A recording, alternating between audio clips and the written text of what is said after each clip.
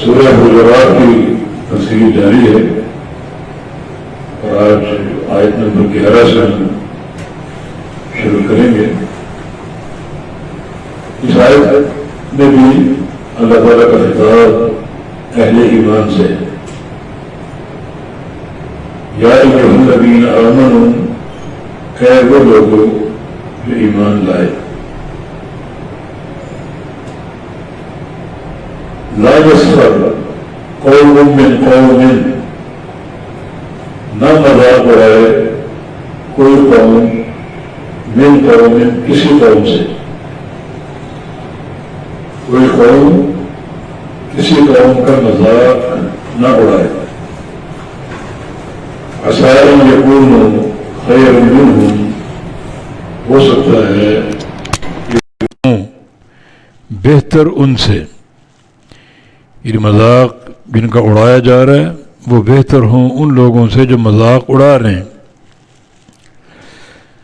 لہذا کوئی قوم کسی قوم کا مذاق نہ اڑائے۔ قوم میں مرد عورتیں سبھی ہوتی ہیں، مگر یہاں مراد مرد ہیں، اور اس کا قرینہ یہ ہے کہ آگے عورتوں کا ذکر الگ آ رہا ہے۔ فرمایا کہ ولا نساء من نساء، اور نہ مذاق اڑائیں عورتیں عورتوں کا، عسیٰ ان یکن خیرا منہن، ہو سکتا ہے وہ عورتیں بہتر ہوں ان سے، یعنی جن کا مذاق اڑایا جا رہا ہے وہ بہتر ہوں مذاق اڑانے والی عورتوں سے۔ تو اس آیت مبارکہ میں جو ادب ہمیں سکھایا جا رہا ہے وہ ہے کہ کسی کا مذاق نہ اڑایا جائے، جس سے اس کی تحقیر اور اس کی تذلیل مقصود ہو، اور یہ ظاہر کرنا مقصود ہو کہ میں اونچا ہوں، بڑی شان والا ہوں، اور وہ حقیر ہے۔ تو اس سے قرآن نے روکا۔ شریعت کی جو حکمت یا مقصد ہے وہ ہے کہ فتنوں کی سرکوبی ہو، معاشرے میں امن ہو، سلامتی ہو، سکون ہو، جھگڑے نہ ہوں۔ اگر مذاق اڑائے جائیں گے تو اس سے جھگڑے پیدا ہو سکتے ہیں، جیسے پیچھے کچھ آداب کا ذکر ہوا۔ اگر وہ آداب بروئے کار نہ لائیں تو ان میں بھی جھگڑوں کا اندیشہ ہے، اور پھر اللہ رب العزت نے جھگڑوں کا ذکر بھی کر دیا کہ جھگڑا اگر ہو جائے، لڑائی اگر ہو جائے تو صلح کرو، تماشے مت دیکھو، صلح کرو۔ اور یہاں بھی کچھ تدبیریں ہیں جن سے جھگڑے ختم ہو سکتے ہیں، کہ کوئی مرد کسی مرد کا مذاق نہ اڑائے، کوئی عورت کسی عورت کا مذاق نہ اڑائے۔ اور بعض اوقات اس مذاق میں ہم عموم کا رنگ بھر دیتے ہیں، فلاں قوم ساری ہوتی ہی ایسی ہے، فلاں قوم ساری بیوقوف ہوتی ہے، فلاں قوم ساری شرارتی ہوتی ہے، شیطان ہوتی ہے۔ تو یہ جو عام جملہ ہے اس کا معنی یہ ہے کہ آپ نے اس قوم کے ہر شخص کو، ہر مرد اور عورت کو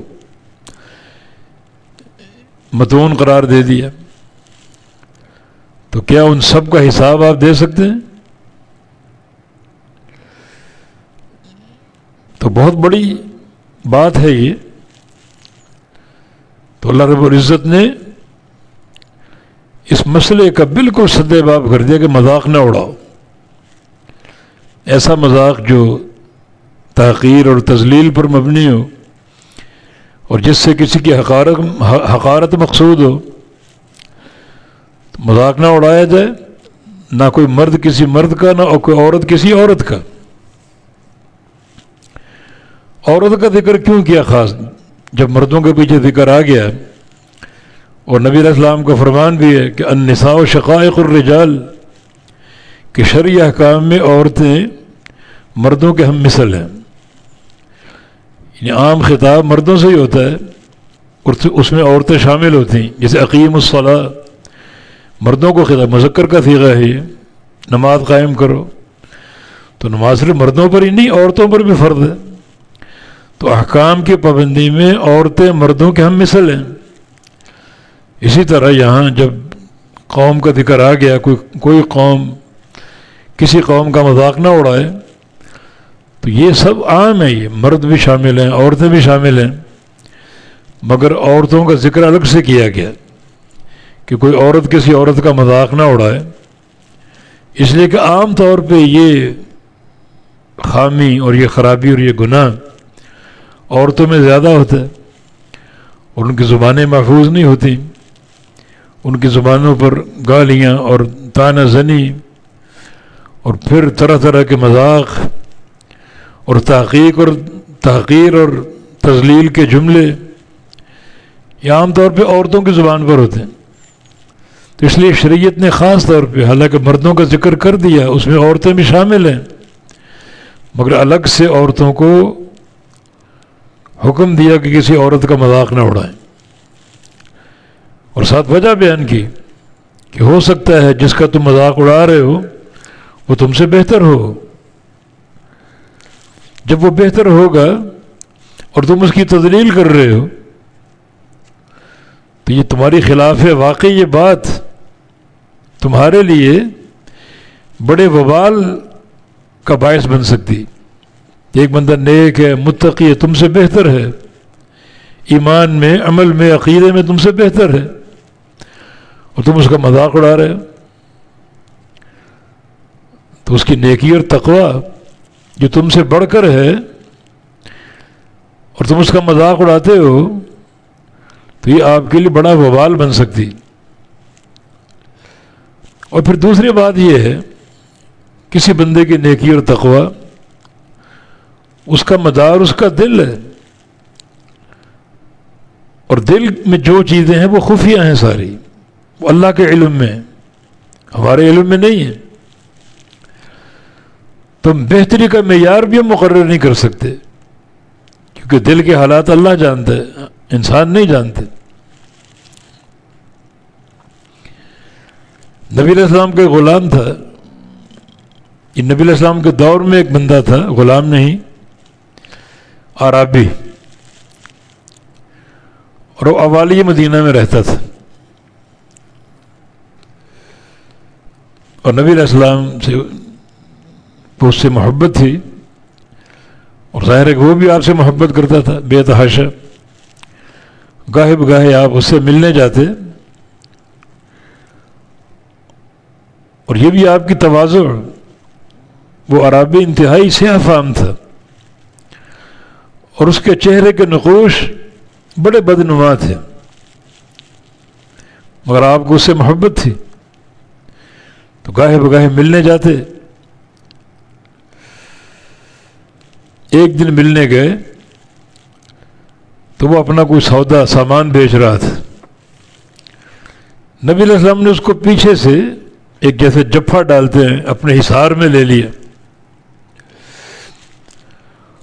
اس کو علم نہیں تھا یہ جفا کس نے ڈالا ہے، وہ تھوڑا سا غصے میں آ گیا وہ کہ میں مصروف ہوں، سامان بیچ رہا ہوں، یہ کون مذاق کر رہا ہے۔ اور پھر اس کو احساس ہو گیا کہ یہ پیارے اور نرم و نازک ہاتھ رسول اللہ صلی اللہ علیہ وسلم کے، بڑا خوش ہوا۔ پھر تو وہ چاہتا ہوگا کہ یہ حصار قائم ہی رہے، وقت کی رفتار یہاں رک جائے۔ نبی علیہ السلام نے ایک مذاق کیا، من یشتری منی ھذا العبد، آپ نے فرمایا کہ یہ غلام مجھ سے کون خریدے گا؟ تو اس نے کہا کہ اذن تجدنی کاسدا، اگر آپ میرا سودا کریں گے تو میری قیمت بہت کم آپ کو ملے گی، مجھے لوگ دیکھیں گے، میرا چہرہ دیکھیں گے، رنگت دیکھیں گے، چہرے کے نقوش دیکھیں گے، بدنما، تو میری قیمت کون دے گا؟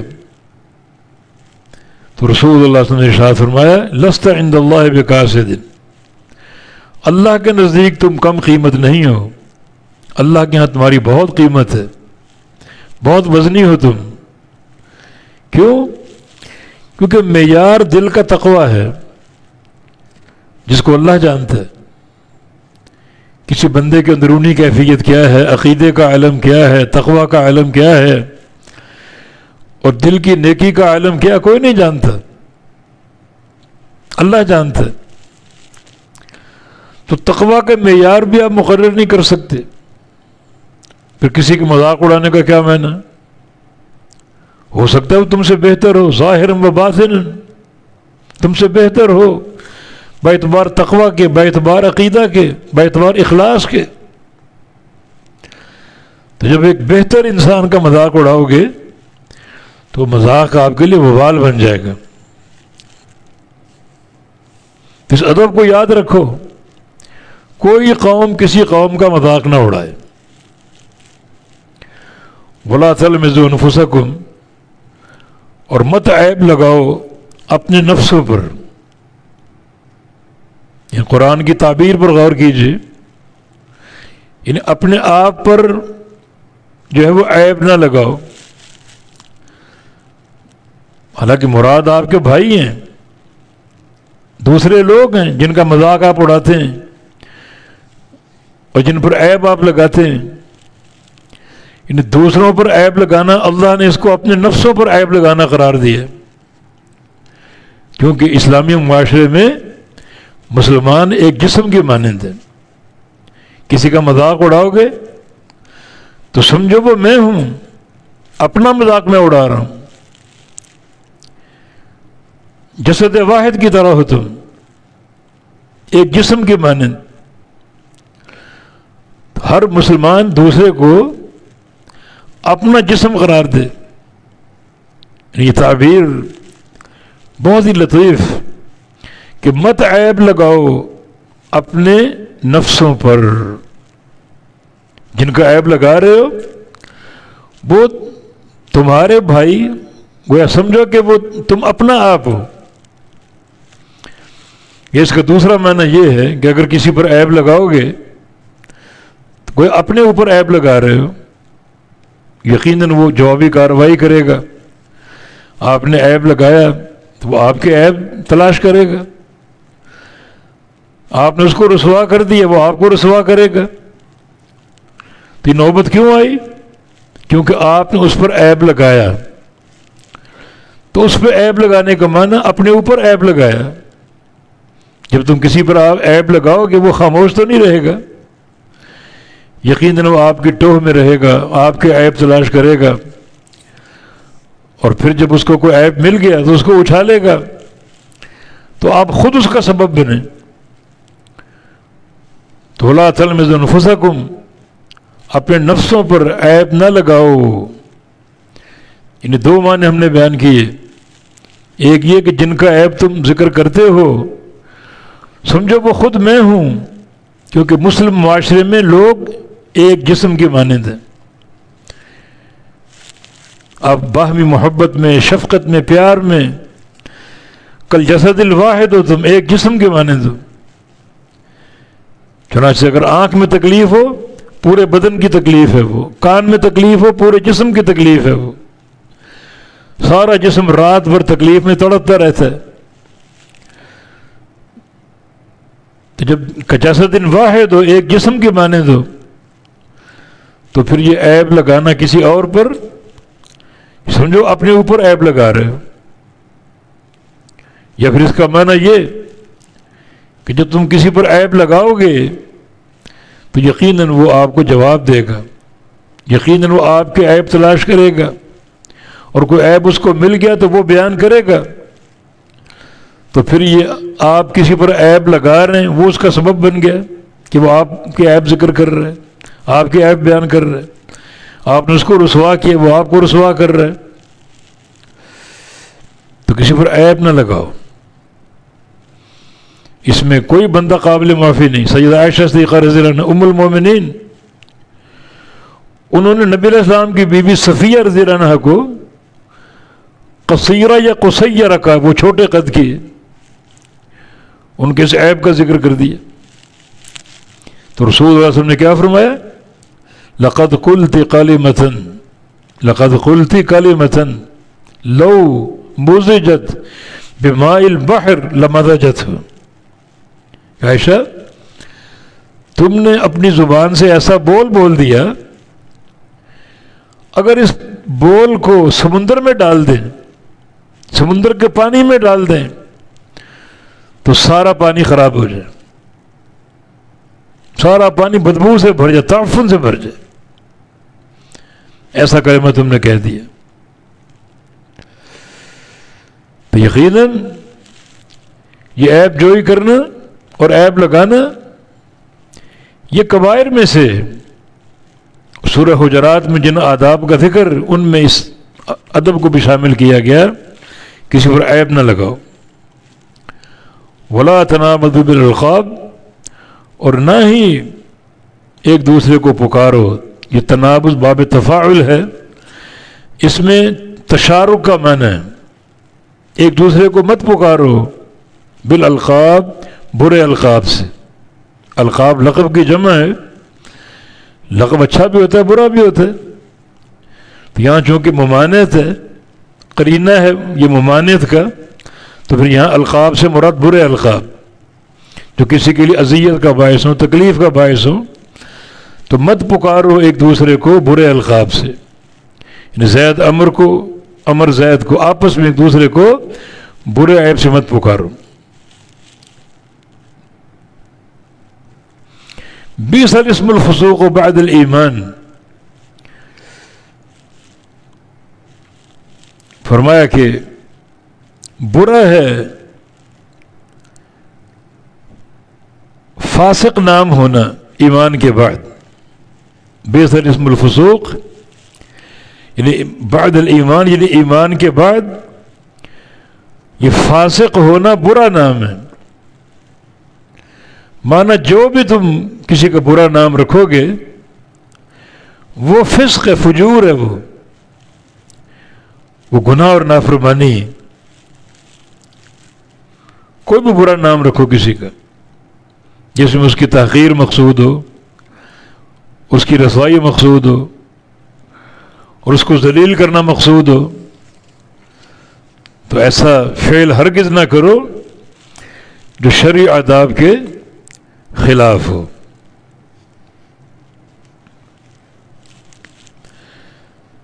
نبی علیہ السلام کی ایک حدیث، لن يدخل الجنة من كان في قلبه حبة خردل من الكبر، جس بندے کے دل میں ایک رائی کے دانے کے برابر تکبر ہو وہ جنت میں داخل نہیں ہو سکتا. ایک رائی کے دانے کے برابر تکبر ہو، مثقال ذرۃ، تکبر ہو بالکل ایک ذرے کے بقدر. ذرہ سب سے چھوٹی چیز ہوتی جس کا کوئی وزن نہ ہو، وہ جنت میں داخل نہیں ہو سکتا. تو صحابہ نے عرض کیا المرء يحب ان يكون ثوبه حسنا ونعله حسنة، ہر بندے کی خواہش ہوتی اچھا جوتا پہنے، اچھا کپڑا پہنے. تو اچھا کپڑا پہنے گا، جوتا پہنے گا تو تکبر تو آ ہی جائے گا، کچھ بڑائی کا احساس تو پیدا ہو ہی جائے گا. اور آپ فرما رہے ہیں کہ یہ کیفیت اگر ایک رائی کے دانے کے برابر ہو پھر بھی جنت سے داخلہ نہیں ملے گا. تو رسول اللہ صلی اللہ علیہ وسلم نے ارشاد فرمایا کہ یہ تکبر نہیں ہے، یہ خوبصورتی اور جمال ہے. پھر تکبر کیا ہے؟ یہ دو چیزوں کا نام، بطر الحق وغمت الناس. حق واضح ہو جائے اور اس کا انکار کر دے. حق کا انکار کرنا تکبر ہے. وغمت الناس، اور لوگوں کو حقیر جاننا. یہ حقیر جاننے کے آثار ہیں، مذاق اڑا جانا، برے القاب سے پکارنا اور عیب جوئی کرنا، عیب لگانا، ان سب کی بنیاد تحقیر ہے. اور اللہ کے نبی کیا فرمایا؟ یہ کبر ہے، اس کا سبب کبر ہے. اور تکبر کی موجودگی انسان کے اندر ایک رائے کے دانے کے برابر کیوں نہ ہو، جنت کا داخلہ حرام ہے اس کے لیے. تو اس حدیث کو ہمیشہ مد نظر رکھا جائے. تو شریعت نے 3 چیزوں سے روکا یہاں. ایک مذاق اڑانا، دوسرا لوگوں پر عیب لگانا، اور تیسرا برے القاب سے پکارنا. عیب لگاؤ گے کب؟ جب عیب جوئی کرو گے، عیب تلاش کرو گے. ایک بار نبی علیہ السلام تشریف لائے، صحابہ کرام بیٹھے ہوئے تھے، تو آپ نے فرمایا کہ یا معشر من آمن بلسانہ ولم يدخل الایمان فی قلبہ. اے وہ لوگوں جو اب تک صرف زبان سے اسلام لا سکے، ابھی تک اس کے دل میں ایمان داخل نہیں ہوا. کس وجہ سے؟ آگے جو وجہ بیان کی، جو حدیث آگے حکم دیا آپ نے، اس سے وجہ واضح ہوتی کہ لا تغتاب المسلمین، مسلمانوں کی غیبت نہ کرو، ولا تتبع عوراتہم، اور ان کی عیب جوئی نہ کرو، ان کے عیب تلاش نہ کرو.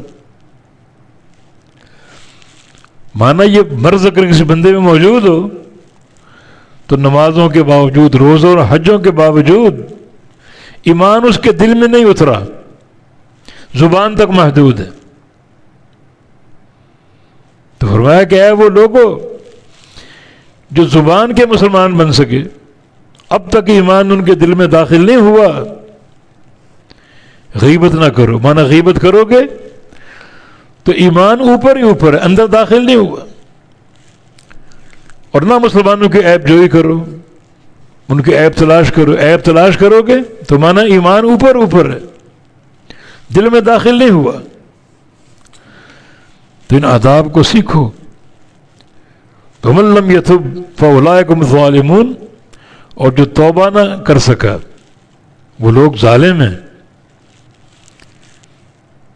اگر ایسی کوئی حرکت میں آپ ملوث رہے ہیں، مذاق اڑانے میں، برے القاب سے پکارنے میں، یا عیب جوئی کرنے میں، تو توبہ کر لو تاکہ معاملہ آپ کا صاف ہو جائے. اور جو بندہ توبہ نہ کر سکا وہ ظالم ہے. نبی علیہ السلام کے ایک حدیث میں مسلم معاشرہ، اس کی بہتری، اس کی زینت، اس کا حسن، اس معاشرے کی مضبوطی اور استحکام کے تعلق سے آپ نے کچھ امور بیان کیے. فرمایا المسلم اخو المسلم، مسلمان مسلمان کا بھائی ہے، لا یظلمہ، اس پر ظلم نہیں کرتا، لا یسلمہ، اور اس کو بے یار و مددگار چھوڑتا نہیں.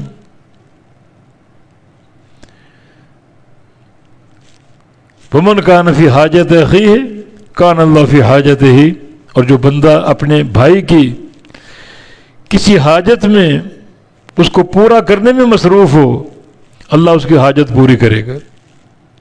یہ بندہ تو دنیا کی حاجتیں پوری کر رہا ہے، اللہ اس کی قیامت کی حاجتیں پوری کر دے گا. ومن فرج عن مسلم کربۃ فرج اللہ عنہ کربۃ من کرب الآخرہ، کہ من کرب یوم القیامہ. جو بندہ اپنے کسی مسلمان بھائی کی دنیا کی کسی تکلیف کو زائل کر دے گا، اللہ اس کی آخرت کی تکلیفوں کو زائل کر دے گا. ومن ستر مسلما سترہ اللہ یوم القیامہ. اور جو بندہ کسی مسلمان کی پردہ پوشی کرے گا، اس کی عیب کی پردہ پوشی کرے گا، اللہ قیامت کے دن اس بندے کے عیبوں کی پردہ پوشی فرما دے گا. جبکہ مذاق اڑانا، برے القاب سے پکارنا اور عیب تلاش کر کے ان عیبوں کو ذکر کرنا، ظاہر کرنا، یہ ساری چیزیں اس حدیث کے مصداق کے خلاف ہیں.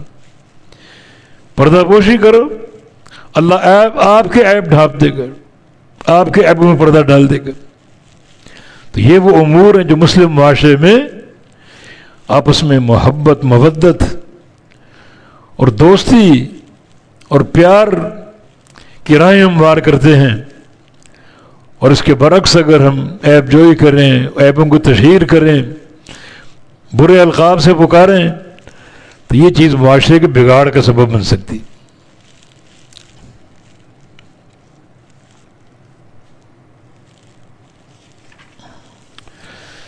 یہ جو فرمایا کہ بئس الاسم الفسوق بعد الایمان ہے، یعنی ایمان کے بعد فاسق ہونا برا نام ہے۔ اس سے یہ ثابت ہو رہا ہے کہ نمبر ایک، یہ سارے امور فسق اور فجور ہیں، اور نمبر دو، ایمان کے بعد، یعنی تم ایمان قبول کر چکے ہو تو ایمان کے بعد ان چیزوں کی گنجائش باقی نہیں بچتی کہ آپ برے ناموں سے اپنے بھائیوں کو پکاریں، بھائیوں کے عیب جوئی کریں۔ پیچھے ایمان کا ذکر ہے، حبب الیکم الایمان، اللہ نے آپ کے دلوں میں ایمان کی محبت ڈال دی، مزین فی قلوبکم، اور اللہ نے ایمان آپ کے دلوں میں سجا دیا، مزین کر دیا، اور آپ اس کی منافی حرکتیں کر رہے ہیں، عیب جوئی کر کے، اپنے بھائیوں کو برے القاب سے پکار کے، ان کی تحقیر اور تذلیل کر کے، برے ناموں سے ان کو پکار کے، یہ ساری باتیں ایمان کے منافی ہیں۔ اللہ نے ایمان آپ کے دلوں میں سجا دیا اور آپ اس کو ختم کرنے اور توڑنے کی کوشش کر رہے ہیں۔ توبہ کر لو، وَمَن لَّمْ يَتُبْ فَأُولَٰئِكَ هُمُ الظَّالِمُونَ، جو بندہ توبہ نہ کر سکا وہ ظالم ہے، توبہ نہ کرنے والے ظالم ہیں۔